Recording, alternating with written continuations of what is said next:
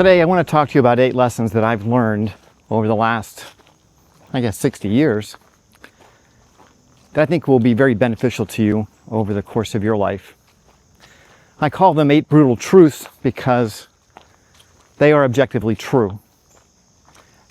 And they're brutal because when you're living from a subjective standpoint, where everything is colored by your perception, and we live in a culture where those perceptions are used to sell you stuff, well, it's very uncommon to come across the truth. And when you're confronted with it, it can be a bit of a shock. So today, let's explore 8 brutal truths that'll give your life meaning. This is Life 2.0. Let's talk about it. The first brutal truth you can argue with, but I think if you give it a little thought, you'll agree with me, and that is that life is a classroom. Now you can see that from a spiritual perspective, like you're being guided to grow and become a better man, better person, or from a secular perspective, and just look at science. The nature of the universe is to expand and grow, and your mind as a part of that should have that same nature. So the fact that we are programmed to grow and become better means that we are going to be faced with a lot of challenges. And you could characterize those challenges much like you could a classroom. And since that's the metaphor I'm going with, let's just go with it. You are enrolled in the curriculum. You have no control over when these classes are going to be presented. You have no control over which classes you're going to take. They're just going to come at you. If you perform poorly in one of your classes, you will be presented with the same content in a different way, designed to force you to look at it again and again and again until you resolve it. The second brutal truth that you need to come to terms with is that your curriculum is your curriculum. There is no level of difficulty in these curriculums. They're all hard. But mine will be different than yours. And my challenges will seem easy to you, but they may seem almost insurmountable to me, and vice versa.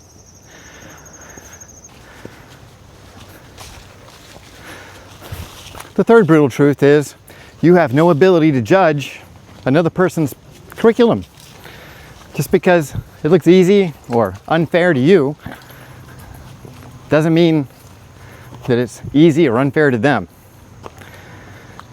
Falling into the trap of focusing on someone else's curriculum will only distract you from your own, and it will slow your progress and hamper your ability to achieve the things that you're here to achieve. So don't waste your time.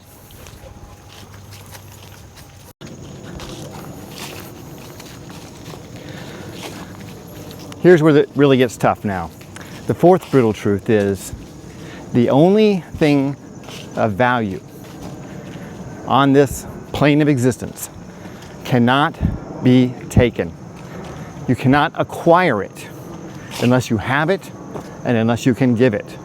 And of course, here I'm talking about love, respect, kindness, and even forgiveness. And you could just wrap all these things up and call them love, but I think if you break it down, it makes it a little bit more apparent how this all fits together. So how does that work? How do you get something that you can't take? You can't depend on someone else to give it to you. You can't force them or coerce them to give you any of that stuff. You can't make someone love you or respect you. But you need to have it nevertheless, because without it, your life has no meaning. So here it is.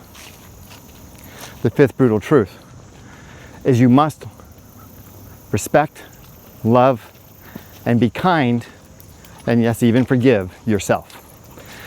If you are unable to achieve those simple things, if you're unable to love yourself, respect yourself, be kind to yourself, and forgive yourself for the mistakes that you have made, your progress in this curriculum will be severely hampered.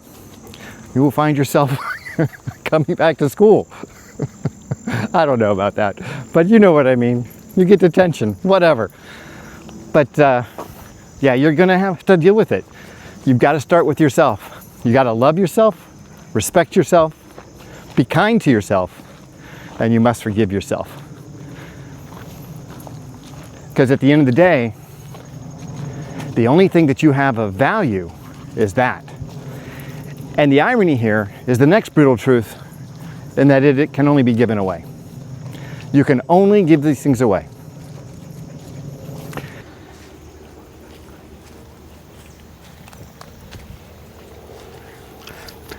The great thing about love, kindness, respect, forgiveness is that there's no limit. Like, it doesn't cost you anything to give it, number one. Number two, there's no limit to how much you can give. The problem is that in order to give it from a very authentic place, you need to have it. And so many people just don't have it these days. So where do you get it if you don't have it? That's really the challenge now, isn't it? Well, the only place where you can get it really is from yourself. You've got to have self-love, self-respect. You've got to show yourself kindness, and you've got to forgive yourself. And I know that sounds trite. You know, it's like, oh, John, that sounds like such a cliche. But I'm telling you, that's the absolute God's honest truth.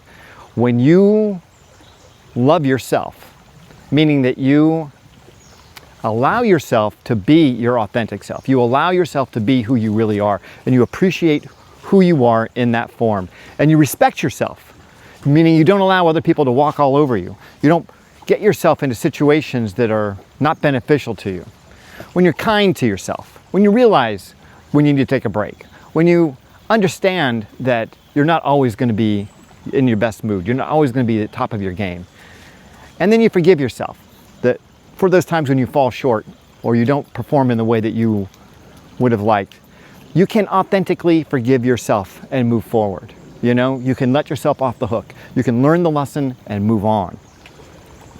These seem like really simple concepts, but I'm telling you, these concepts, these subsets of love, are probably the most challenging things that we as individuals and as a society face today. Because our experience, the chaos that we see in our world, is a direct result of us as individuals and as a group, as a culture, are failing to see the value in these things. And instead, we're chasing the value of things that we think will make us happy and fulfill us. Having a new car will feel great for a few weeks, but at the end of the day, it's not going to fill your soul. It's not going to make you feel like you lived a good life. It's not going to leave a legacy. Having a bigger house is not going to make you a better man, you know? Marrying a prettier wife is not going to make you a high-value guy. It doesn't. It just doesn't. So changing our value system so that we understand those things that have the greatest value can only be given. And when you give them freely, when you give these qualities freely to the people in your life, you perform miracles. And that's the next concept you need to get. The next brutal truth is that miracles only come through you. You are the divine instrument. And only with love, respect, kindness, and forgiveness can these miracles happen. And I'm talking about miracles, I'm talking about changing the face of reality. Now you can think of it as a spiritual thing, or you can just think about it as a secular thing. It doesn't really matter. Because what you're doing, say for example with forgiveness, is you're changing history. So someone who has harmed you, someone who has caused you pain, if you forgive them in your head, and you change the narrative of that experience, because you have to change the narrative in order to forgive them. You need to see them from a compassionate standpoint, from an empathetic standpoint. You've got to understand that they were in pain, and as a result, they acted out in ways that were not their best. They were not acting out in good ways.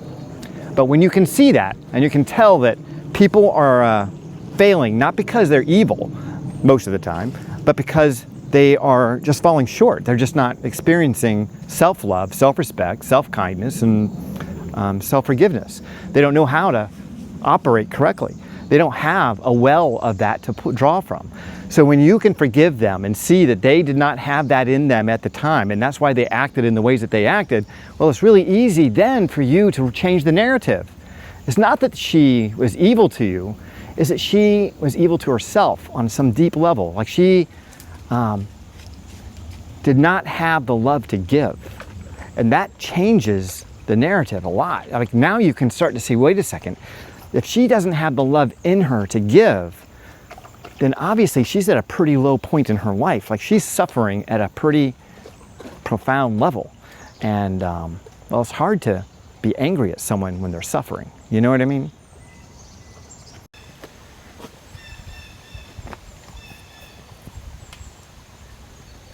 In this curriculum, relationships are the advanced class where a lot of us stumble. It's like calculus 3 or something, you know, like it's way beyond our ability to manage sometimes. The reason why we struggle with it is because we are looking to complete ourselves. So too often times we get into relationships, both men and women, because we think that we are broken, that we are incomplete, and that we can only find our complete self. We can only find that level of acceptance in the eyes of another person. And unfortunately, that is exactly the opposite of the way relationships work. Relationships do not complete you. No, relationships challenge you. Relationships are there to teach you about love, kindness, respect, and forgiveness. That's their whole purpose. And in order for that relationship to play that role, you are going to have to be at a fairly high level of awareness of those qualities in yourself and how to express them accurately.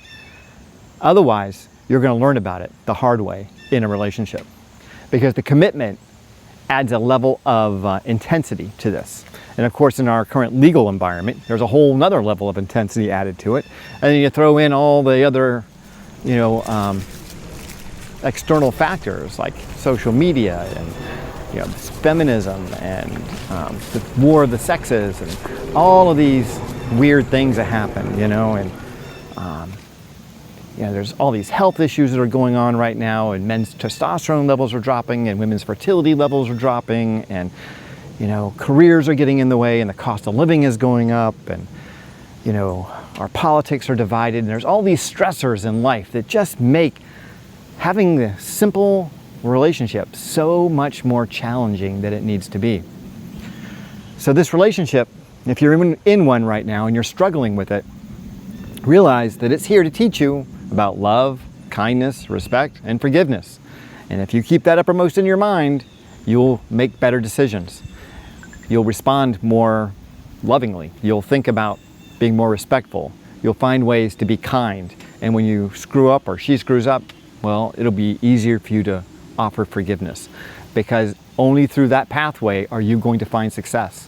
Any other pathway is going to lead you to some form of disaster, whether that's a divorce or just a miserable marriage. But you've got to follow that pathway or it will backfire on you.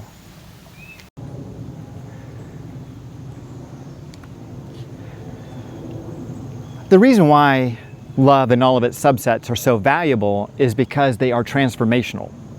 They transform you into a better person. They transform the people in your life into better people. They inspire people to become better. You literally have the power to change the world in ways that you never would have guessed. Now, the capitalist in all of us says, well, what's in it for me? All I can tell you is that when you align yourself with these qualities, with love, respect, kindness, and forgiveness, and you make those the 4 horsemen of your life, you will find that material wealth is not a problem. But here's the problem with this concept. You cannot adapt a life of loving kindness, respectful forgiveness, and all that stuff with the intention of getting rich. It doesn't work like that. It doesn't work like that at all. You've got to actually be that first. You've got to be that first. And the wealth follows. And it will be wealth beyond your dreams. It'll be a level of peace and contentment and stress-free living and fulfillment that is beyond your imagination in this moment. It's beyond what you can conceive of in this moment. I don't care how much money you think it would take to make you happy. If you follow that path of love, respect, kindness, and forgiveness, you will be the wealthiest person you can imagine. I promise you that. I promise you that.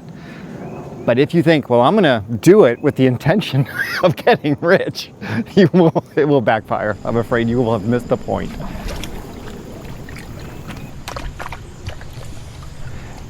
You see, when you put faith in material things, when you think that the material world is going to support you, and you put all your belief in that, in the money, in the cars, the houses, whatever it is that you think is going to be adding value to your life, when you believe that to be true, no matter how much you have, no matter how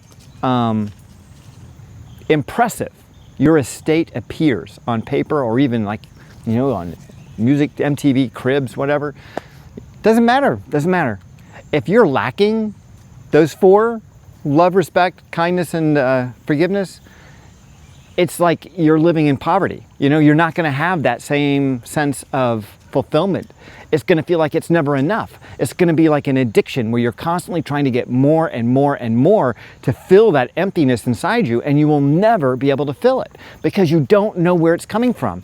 The things that you're acquiring are not scratching that itch, and they never will, they never can, and they shouldn't. What's wonderful is when you are in that positive state, when you're in that state of, you know, in a loving frame of mind in the way that you approach your life, all the rules for life change. You no longer have to abide by what other people think is right or wrong. You no longer have to abide by the rules of finance. Things work in your favor in ways that you never could have imagined.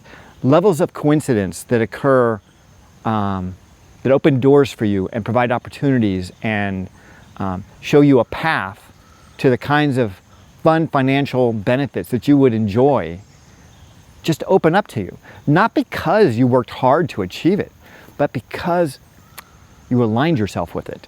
You put yourself in a place, in a loving place, where kindness and forgiveness were a big part of it.